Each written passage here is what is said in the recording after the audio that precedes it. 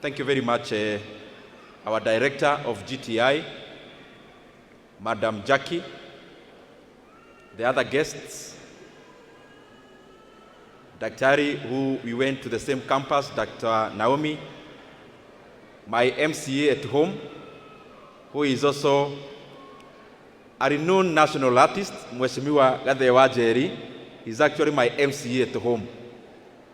All the other people in the entertainment industry, Kamwana wa Jane, Kamuthamaki, Nyojoro, and all the others. Those who are graduating today, the graduates of GTI, including our parents and guardians, and all those who have come to witness our graduation. Good afternoon. GTI oye! GTI oye! GTI oye!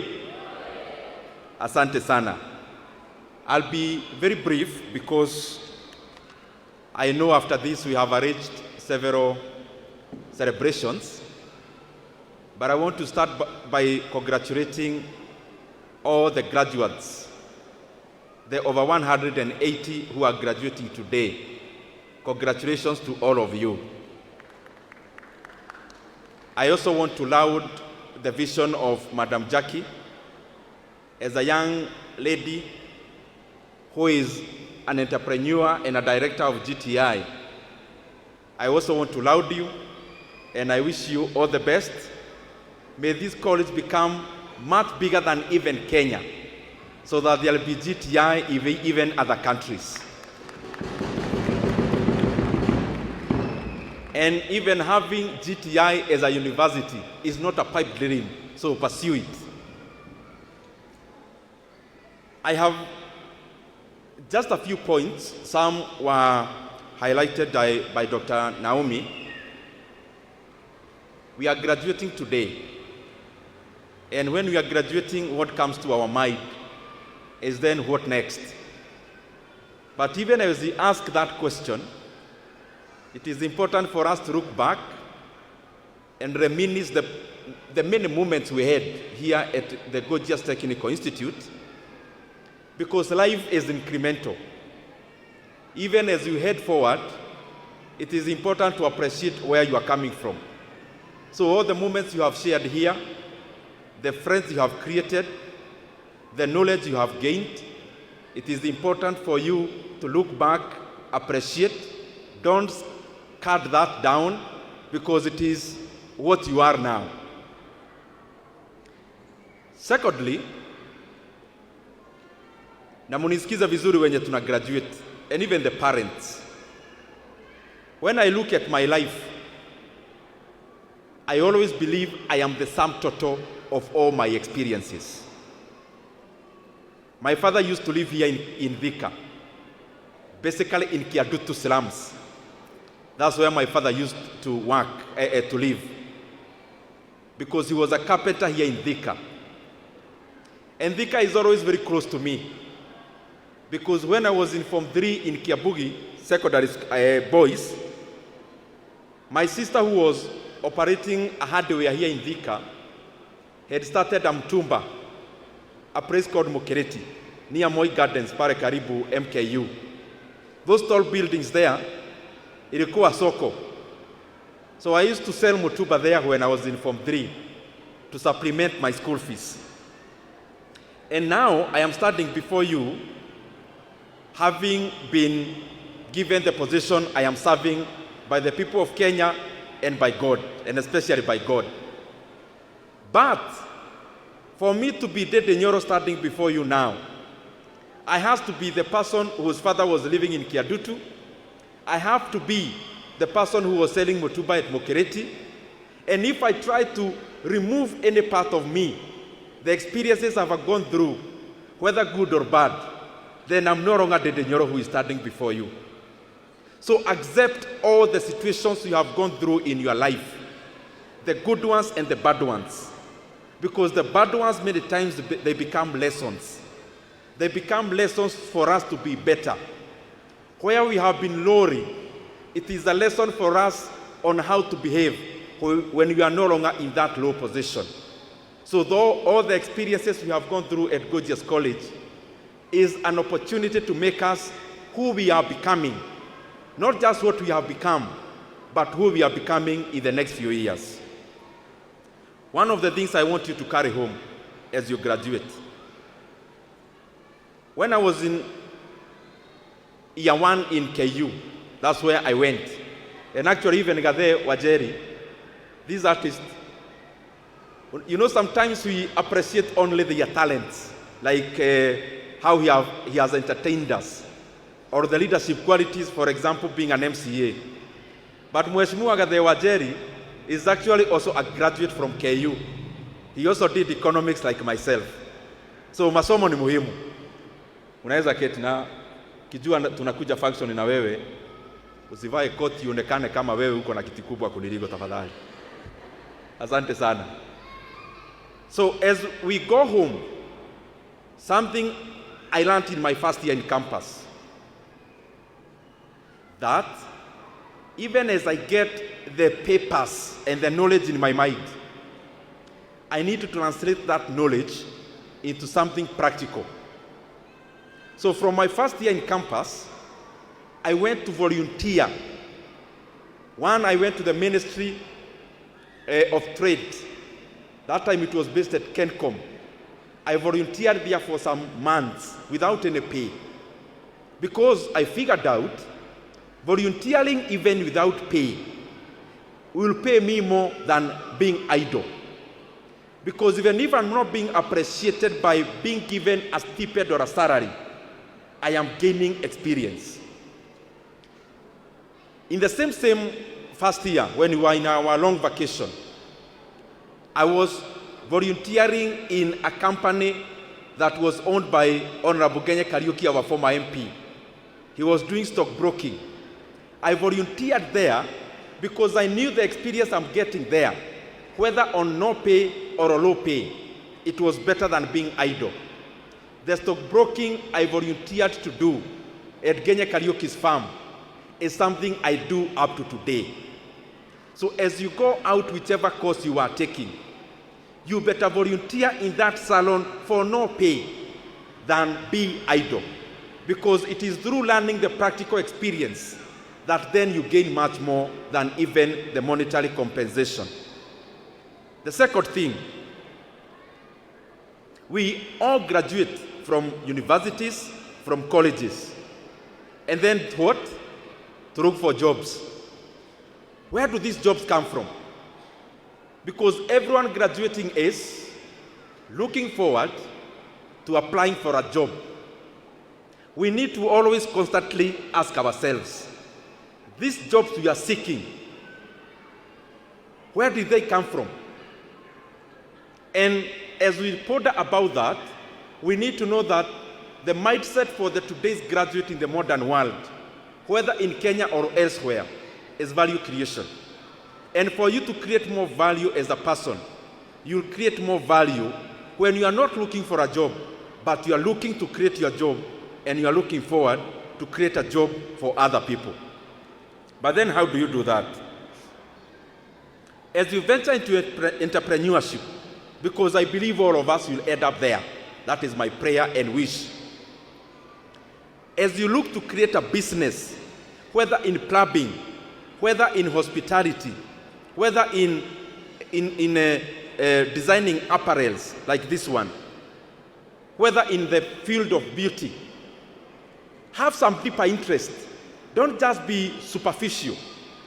If, for example, you are in the beauty industry, don't look at it as beauty as a salon. Look at it as something luxury. Because some of the products you end up using there have made many people billionaires. The richest person in France today, the richest woman actually in France, is for a company called L'Oreal. That company is within what you studied here. So don't just seek at looking in using the products. Look even backwards, what is called backward integration. Where do these products come from? Which gap can I fill in? is their opportunity. So as you graduate and you are looking forward to starting a business, look for gaps within what you want to start the business within. And gaps can be anything. You could be a plumber. Maybe today's plumbing in Kenya is not institutionalized. So when anyone is looking for a plumber, you just have to look for an individual. Maybe there is a gap of you creating a company, and a company of plumbing only. And that company anyone can call.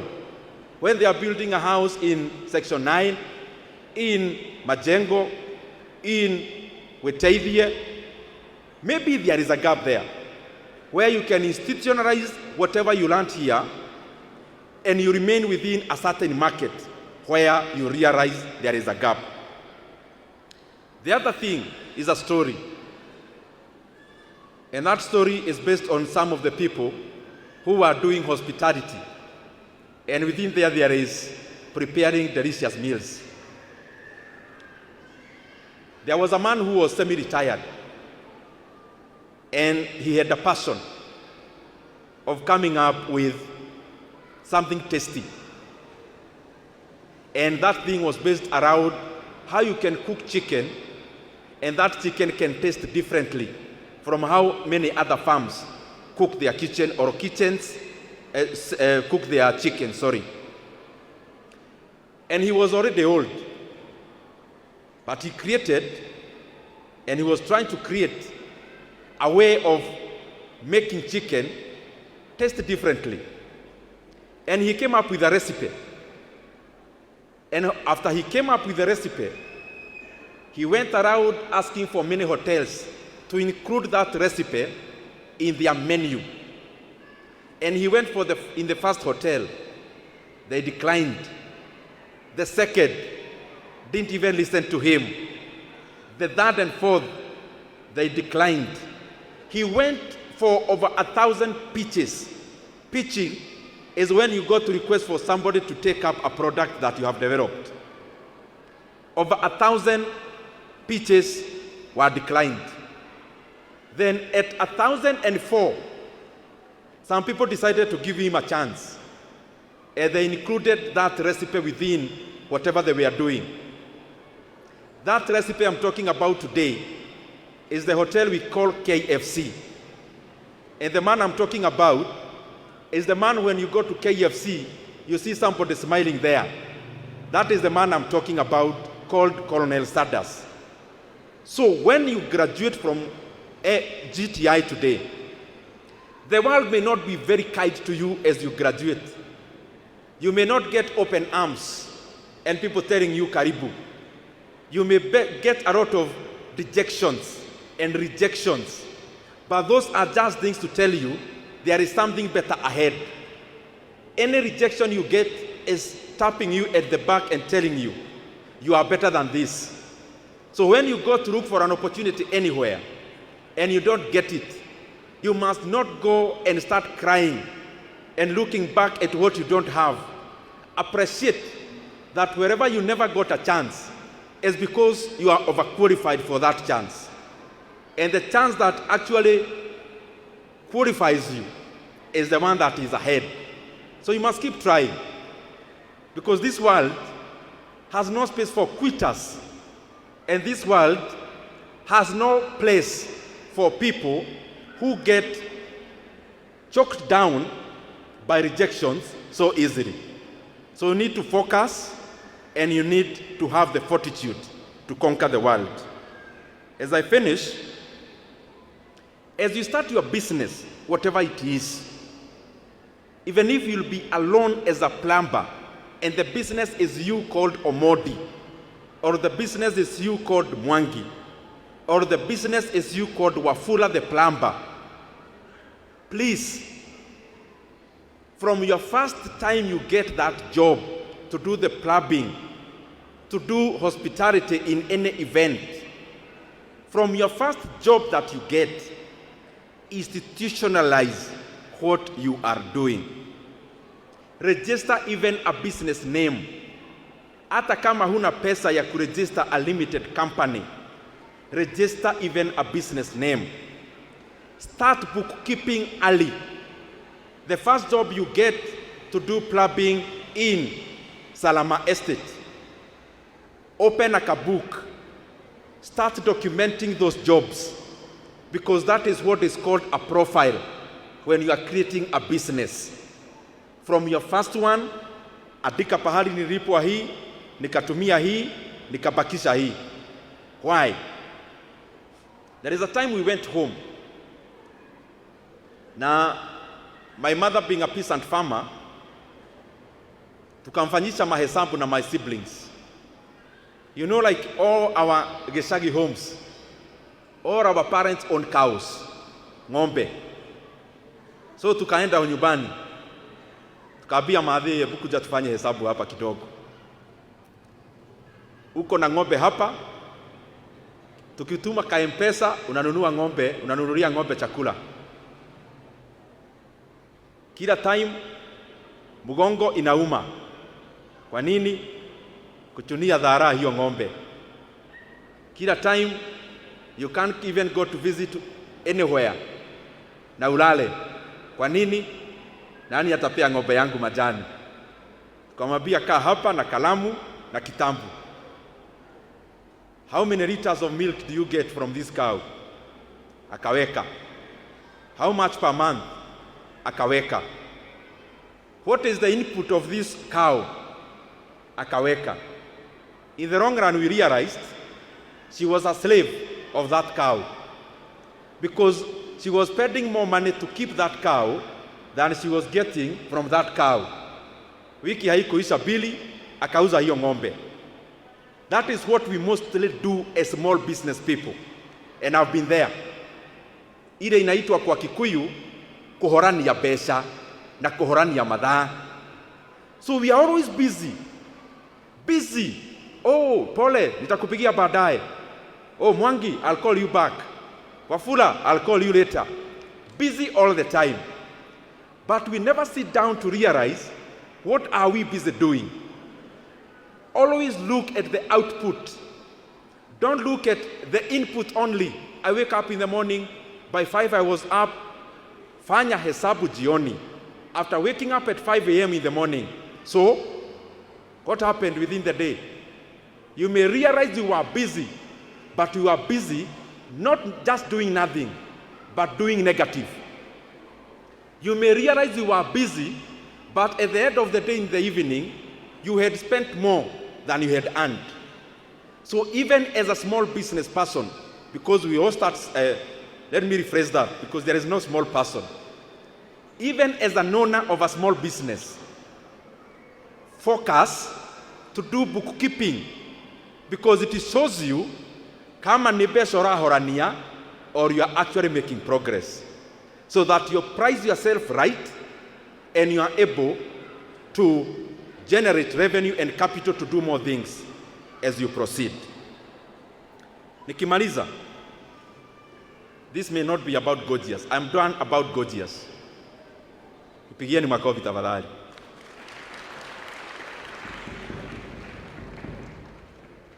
That is on a light note. Tuko hapa mambo ya elimu, because GTI is a college. And there are things we must constantly do as leaders to improve elimu ya Wakenya. Na kwa sababu hapa tuko college, naonanga hata kwa budget ya nchi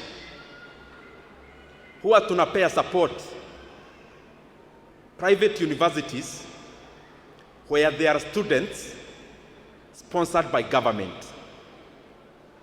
Maybe it is a high time the ministry concerned of higher education, na pia department ya TVET, it is the high time they also start giving sponsorship to private students in private universities.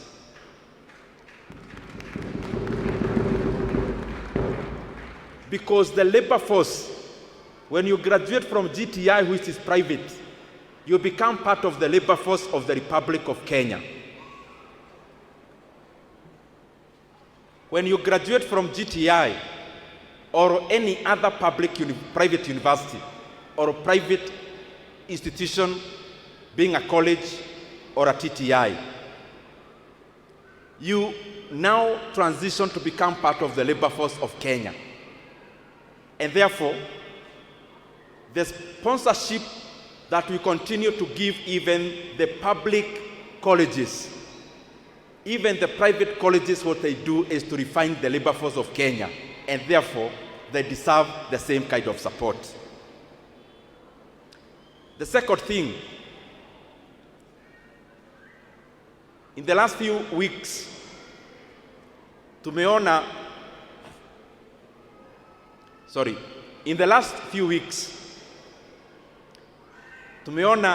mtu mmoja wa serikali anasema kuna free basic education. Mwingine anatokea anasema, oh, we can't afford. And ultimately they said, we want to support. Tunauliza ministry husika ya elimu and the National Treasury. Free basic education is not a privilege. Free basic education is a right for all school-going children in Kenya.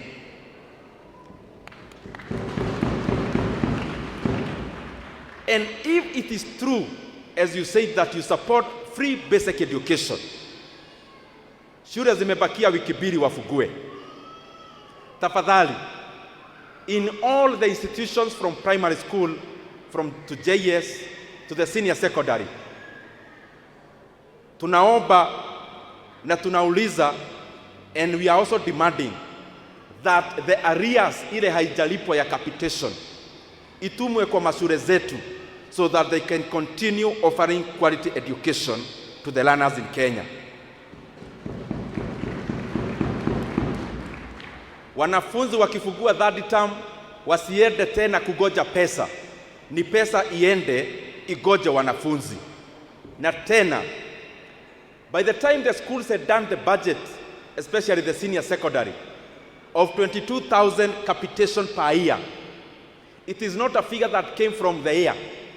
It was based on empirical calculations in terms of the functions that the schools do. Na kwa hivyo, 22,000, Kenya should never be having a discussion about whether to reduce 22,000 to whichever figure. We should be talking about increasing the figure to cover up for the inflationary pressures that has come in the many years back. Na ya mwisho, jana tumeona ile inaitwa EPRA, wale wanatoa bei ya mafuta Kenya. They came up yesterday and decided that they are only going to lower only one category of product by only 1 shilling. I want to remind my brothers and sisters who are in the policy now, hii Kenya shilingi hata peremende hainunui. Na kwa hivyo, it is important we know that bei ya mafuta carries the entire economy. Last month, they hiked the fuel prices by 9 shillings. Ikikuja ni kuongeza, tunaongeza na shilingi 8 ama 9. Ikikuja ni drop, we drop by 1 shilling. And I am saying this because I know bei ya mafuta Kenya is the highest in the region. In the region, there is no neighboring country ambayo inauza mafuta Kenya. Ambayo inauza mafuta bei ghali kuliko Kenya. Whether it is Tanzania, Uganda, hata mafuta ya Uganda ile inapitia Kenya, poti ya Kenya.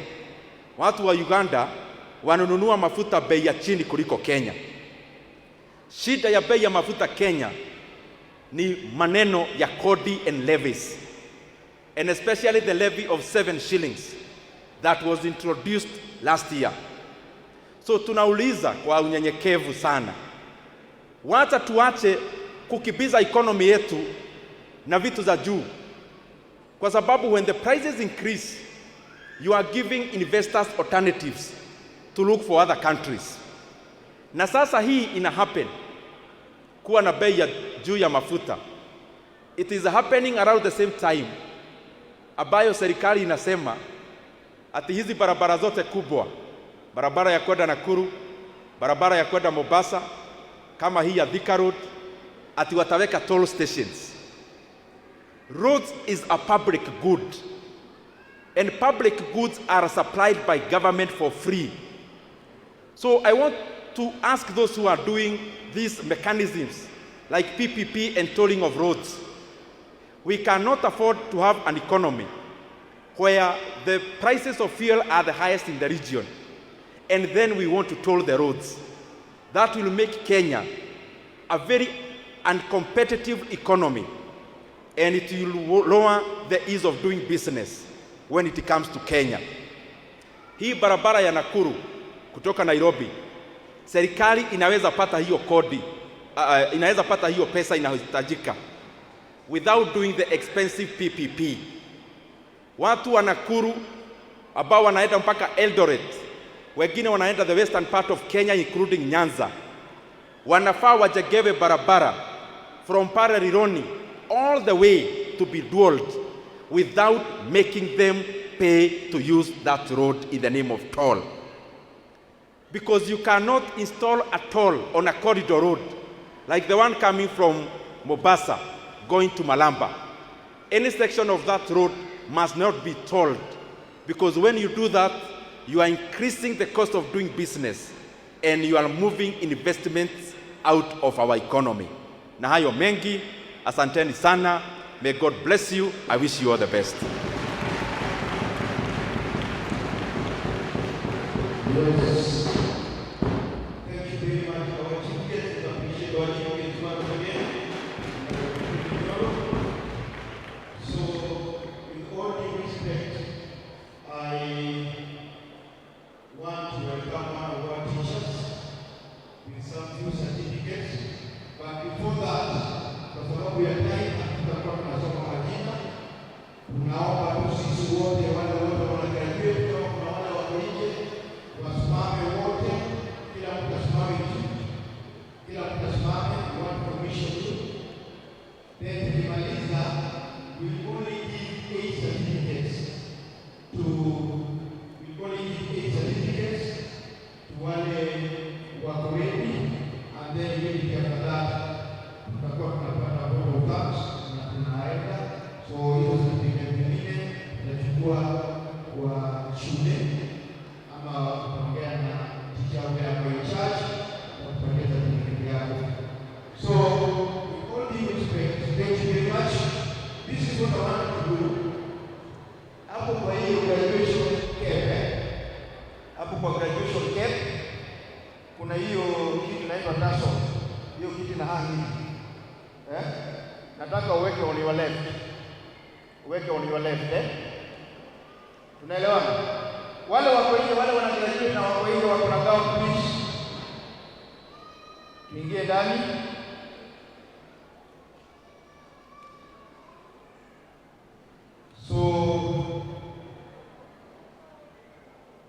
So tukishawa commission, ukisoma kuna ile itasomewa with our chief guest yatasoma, mtabadilisha mweke right. Tunaelewana? Badilisha hiyo tassel uweke right. Sasa wewe graduate, ukiweka right, ukisha commission unakuwa graduate. Alafu tutapeana 8 certificates peke yake, and then we'll call it a day from that point. So I want to invite our chief guest, Honorable Ndindi Nyoro, once again on stage to come and commission the students. So you are going to read this. So karibu sana. Thank you very much. In itasoma,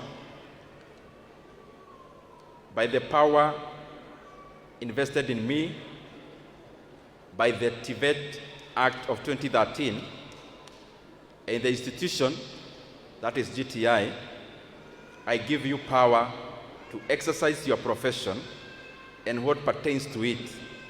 I therefore award you with your certificates and diplomas. Therefore,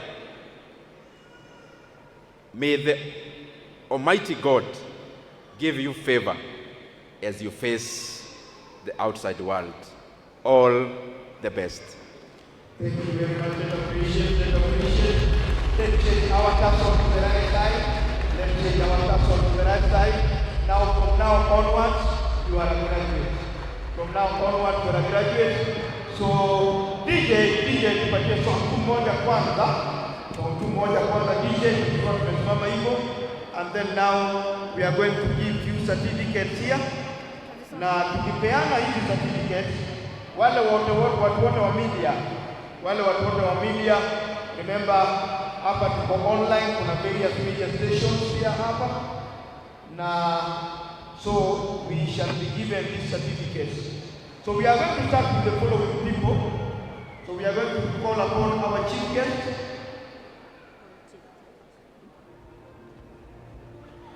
Yes, we are going to call upon our chief guest and the director to give these certificates. So ukiitwa unasimama hapa, alafu tunakupatia certificates. So tutaanza na Irene Mudhoni Maina. Unasimama tu hapa. Irene Mudhoni Maina, please.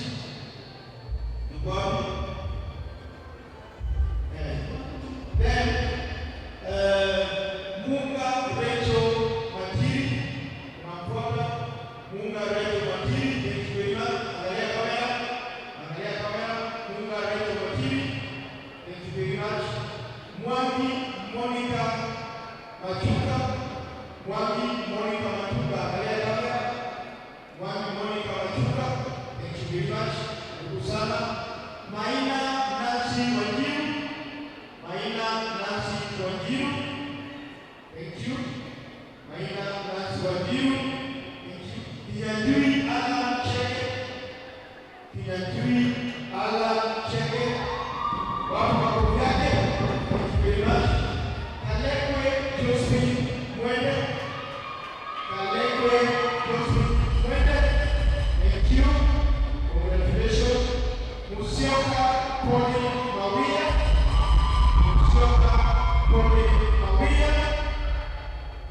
thank you very much.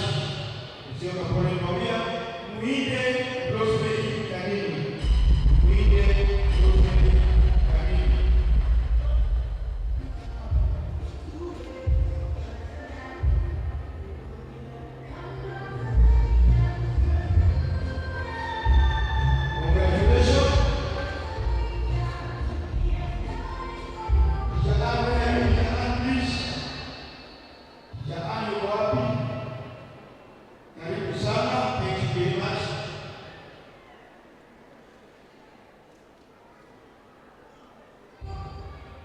So